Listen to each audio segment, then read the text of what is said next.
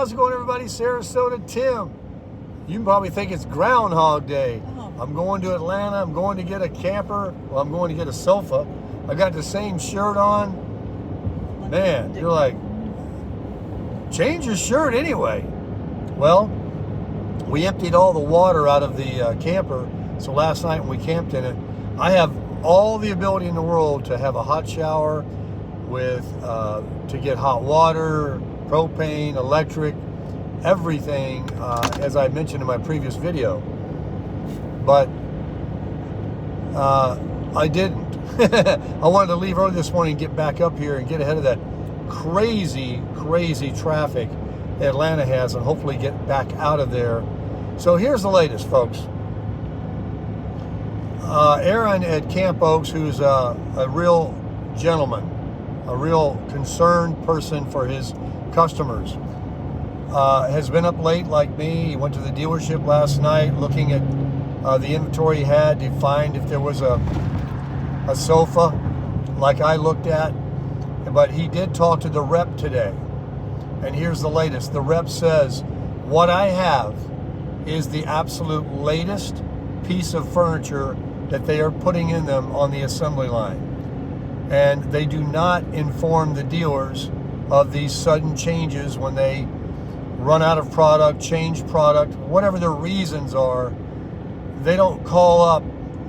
And so, you know, the dealers are getting more because people come in, they're like me, and they say, hey, I want that one, the 25 FKBS. And the dealer says, well, that one's sold, but I've got them already built at the factory. It's in Indiana, and they have these guys that drive trucks and tow them to these dealers. Indiana centrally located, I guess. And we'll get you one. Take a few days, a week. Well, that's what happened. And under nobody's fault, the factory just doesn't send out a memo saying, last week we changed the sofas. So I'm still going to get the one that Aaron get off? I'm still going to get the one that Aaron went and found out of another camper last night, left his house, went to the dealer using a flashlight, sending me pictures, calls me on the phone 11:30 at night. And this morning he shot me an email already, keeping me apprised, saying that I have the latest, as I just mentioned, but the boys at the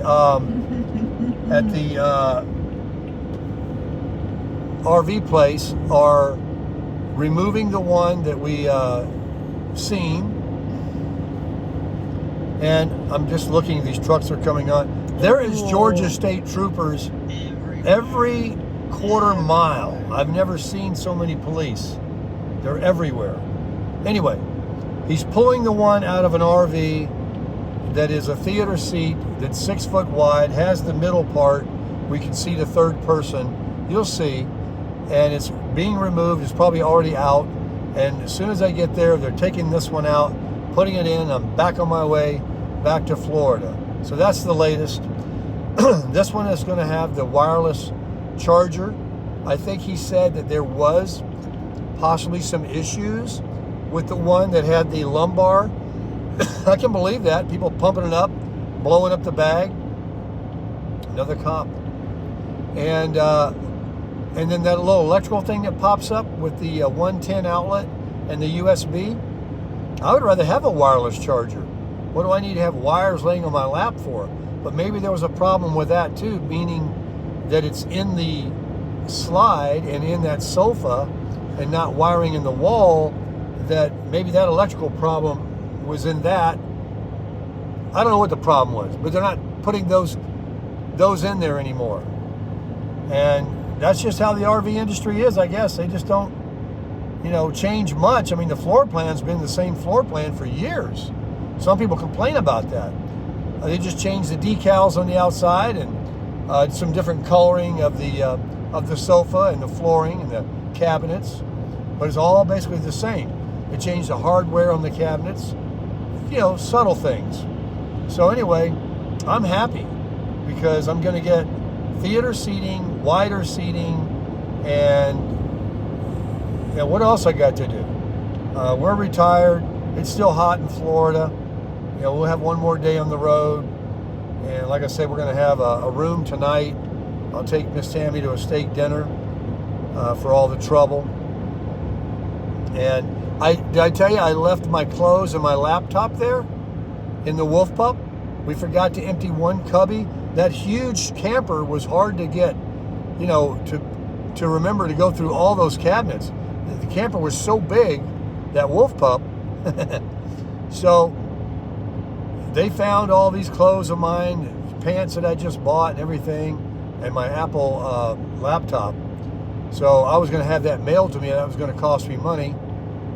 So that buys a little bit of gas for me to get back up there. And it is what it is. I don't know if I'd have, noticed it yesterday, if there would have been an opportunity to change it, or if I'd have had to wait longer to see if they could get another one, or I don't know.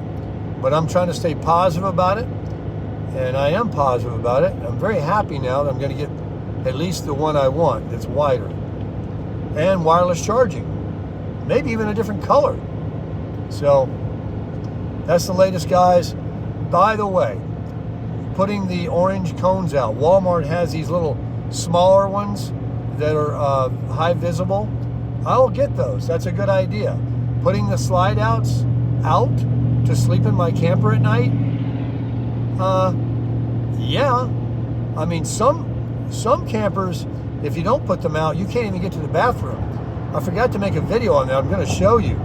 My camper, with both slides in, you can go in either door and access the refrigerator and the sink in the kitchen, the bathroom, and the bed. But I put it out because I moved over and had a half a spot. I was well in. I mean, what would be the difference of having my slides out or parked properly more over in that spot and have someone just hit my truck? So, I mean, it makes no sense what someone said about don't put them out. And I went in the store first thing and said, can I stay overnight? And they said, absolutely. We welcome it. And then when I went into Buc-ee's, get this.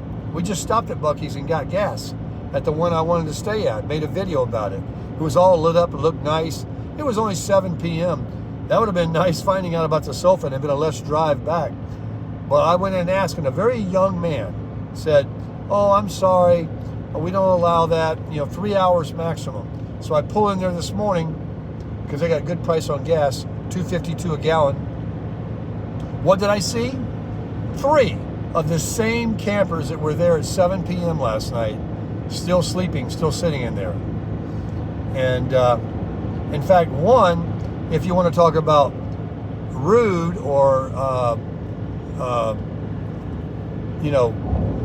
not being considerate, I think I might have saw him move. I take it back. I was going to say, he was parked in front of the air hoses where you could buy air and water. The little air station. It looked like he was, sitting there. But I think I did look over because we were there quite a while this morning again. And I saw that vehicle leave. So maybe either finally just left this morning and he was there all night, or he was just getting some air. But either way, that's the kind of thing you don't do. And I've already been reprimanded about parking in the gas station pumps and going in the store, which I don't do anymore either. So your criticisms are welcome. And the ones that are warranted and the advice like on the cones, 100%, I'm doing it. Next time I go into Walmart, I'm procuring those. What is it? Stop? All right, Tammy's got to hit the head, so we're going to get off in this next exit. I was getting a little sway this morning. Oh, answering your questions about that. You shouldn't be driving those speeds. Okay. I didn't consistently because it won't go that fast consistently. I'm in Georgia. I got these. But I did hit that, going downhill and on a little flat there a couple of times. And I'm just kind of, figuring it out here and, seeing how she tracks. But I want best gas mileage. Right now, 8.7. Not even 9 miles per gallon. Terrible. Hey, but it is what it is. I'm towing 7 maybe 8,000 pounds right now with its weight in the trailer and in the truck. So here we go, guys. I will keep you up to date, and you know this because we're always crushing it.